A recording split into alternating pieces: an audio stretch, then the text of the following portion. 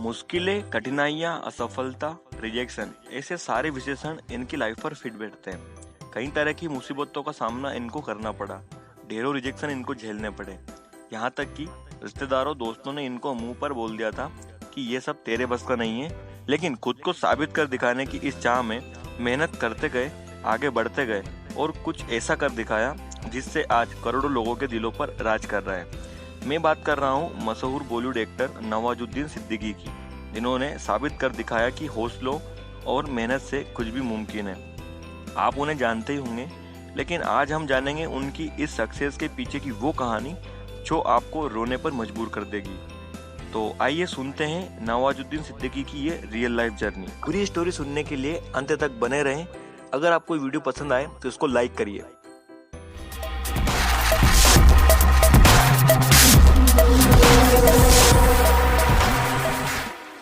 नवाजुद्दीन सिद्दीकी का जन्म 19 मई 1974 में उत्तर प्रदेश के एक छोटे से गांव बुधना में हुआ था।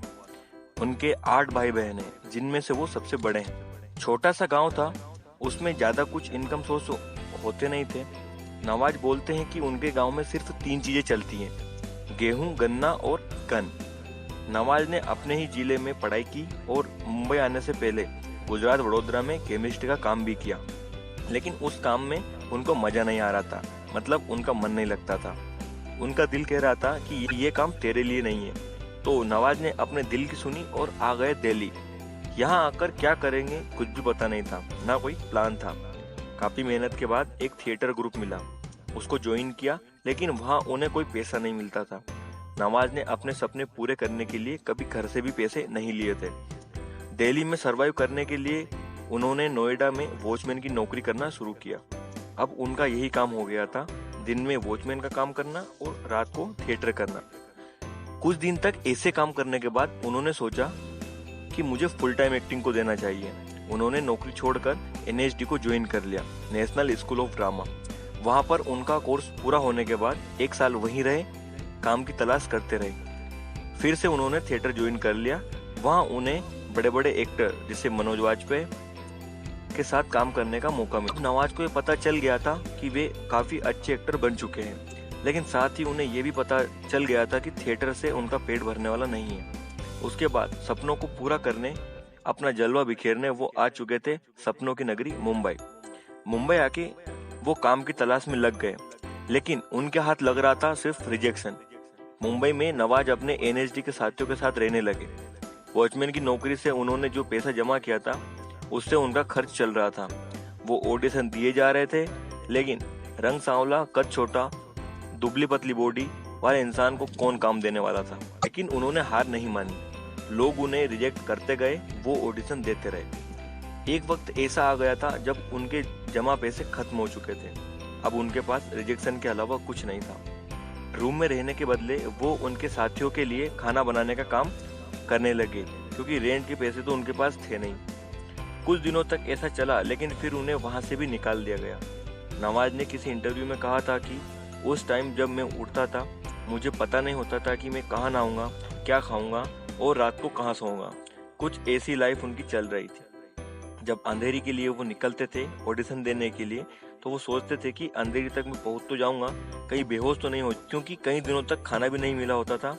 ट्रेवलिंग का तो छोड़ो, उनके पास खाने तक के पैसे नहीं होते थे। दोस्तों, ऐसा 1 साल तक नहीं, 2 साल तक नहीं, पूरे 12 साल चला। स्ट्रगल का लेवल आप देख ही सकते हैं। बार बार रिजेक्शन मिलने के बाद उन्होंने कई बार यह भी सोचा कि वापस घर चलना चाहिए, लेकिन तब उन्हें उनकी माँ की वो बात याद आ जाती है, कचरे के ढेर की भी जगह बदलती है, तू तो फिर भी इंसान है। इस बेहद कठिनाई भरी जर्नी के बाद उन्हें धीरे धीरे काम मिलने लगा, लेकिन वो भी ऐसे रोल मिला करते थे जो कभी कभी दिखते ही नहीं थे। भीड़ का हिस्सा बनकर वो रह जाते थे, लेकिन उन्हें ये काम करना पड़ता था क्योंकि पैसों की बहुत जरूरत थी। 1994 में उन्होंने सरफरोश में एक चोर का किरदार निभाया। उसके बाद सूल, जंगल, बाईपास ऐसी मूवीज में छोटे मोटे किरदार निभाते रहे। सूल फिल्म के टाइम पहली बार राजपाल यादव ने नवाजुद्दीन को अनुराग कश्यप से मिलवाया। बाद में नवाज को अनुराग की फिल्म ब्लैक फ्राइडे में अभिनय करने का मौका मिला। उन्होंने बहुत अच्छा अभिनय किया, लेकिन फिल्म की रिलीज अटक गई। नवाज इंतजार करते रहे कि कब ये फिल्म रिलीज हो और कब लोगों की नजर उन पर पड़े। पहले काम नहीं मिलता था, फिर लेवल का काम नहीं मिलता था, और जब लेवल का काम मिलना स्टार्ट हुआ तो फिल्में रिलीज नहीं हो रही थी। क्या मुसीबत थी। लेकिन इस फिल्म में अनुराग कश्यप को नवाज का अभिनय बहुत पसंद आया। नवाज की पहली फिल्म थी प्रशांत भार्गव की पतंग, जिसमें उन्होंने लीड रोल निभाया। बहुत सी फिल्मों में उन्होंने काम किया, अपने अभिनय को बेहतर से बेहतरीन की ओर लेकर गए।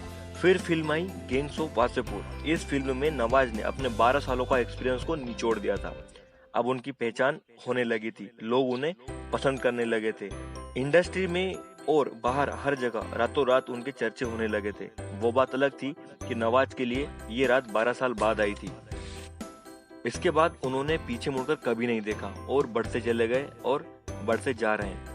आगे की उनकी लाइफ के बारे में आप जानते ही हैं, वो मुझे बताने की जरूरत नहीं है। इस रियल लाइफ स्टोरी से हम यह सीख सकते हैं कि लाइफ में कई मुसीबतें आती ही हैं, कई फेलियर हमें मिलेंगे, लेकिन नवाजुद्दीन की तरह अगर हम डटकर खड़े रहें तो हर मुश्किल को पार कर सकते हैं और सफलता को पा सकते हैं। नवाज की एक मूवी का डायलॉग है, भगवान के भरोसे मत बैठो, क्या पता भगवान आपके भरोसे बैठा हो। तो दोस्तों, मुसीबतों फेलियर से मत डरो, आगे बढ़ो और अपने सपने पूरे करो। अगर आपको ये स्टोरी पसंद आई तो इसको ज़्यादा से ज़्यादा शेयर करिए और ऐसी ही रियल लाइफ स्टोरी सुनते रहने के लिए चैनल को सब्सक्राइब करना ना भूलें।